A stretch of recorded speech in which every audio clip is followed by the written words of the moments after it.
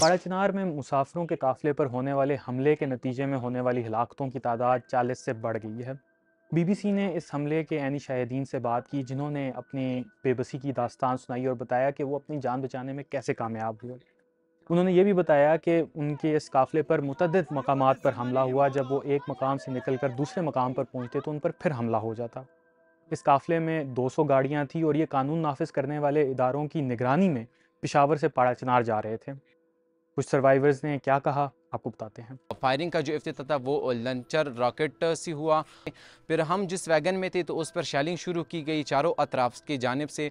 तो वैगन में जो है वो हमारे साथ पीछे जो है वो सब औरतें थे और हमने जो है वो बाहिफाजत गाड़ी सी वैगन से औरतों को निकाल कर रोड की जानिब के एक तरफ से एक बाग था जिसमें दरख्त जड़ी बूटियाँ वगैरह थी। हमने वहाँ पे उसको फना दी थी। तकरीबन 1 घंटा तक जो है वो फायरिंग जारी रहा। मेरी गोद में सिर्फ एक 8 साल की जो है मार्जिया थी जिसका ताल्लुक बिशारा से, वो उसने भी शहादत नूश की। बीबीसी से बात करते हुए पीर हुसैन शाह ने बताया कि जैसे ही काफ़िला पाड़ा चिनार में दाखिल हुआ तो फायरिंग शुरू हो गई और उनके खिलाफ भारी हथियार भी इस्तेमाल किए गए और उन्हें लगा कि आज हमला आवर किसी मुसाफिर को भी ज़िंदा नहीं छोड़ेंगे।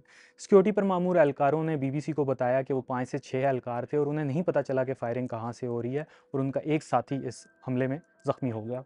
जैसे ही काफ़िला पाड़ा चिनार दाखिल हो रहा था तो सईदा बानो इसकी सिक्योरिटी से मुतमईन नहीं थी। वो बताती हैं कि उन्होंने सिक्योरिटी पर मामूर एहलकारों को कहा कि काफ़िला बड़ा है और सिक्योरिटी एहलकार कम है, तो उन्होंने उन्हें कहा कि वो जाकर अपनी सीट पर वापस बैठ जाएं, सब ठीक हो जाएगा।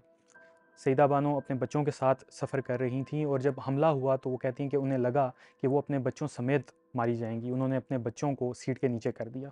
जब हमला ख़त्म हुआ तो सईदा बानो बताती हैं कि उन्हें बहुत सारी लाशें नज़र आ रही थी और ज़ख्मी चीख रहे थे।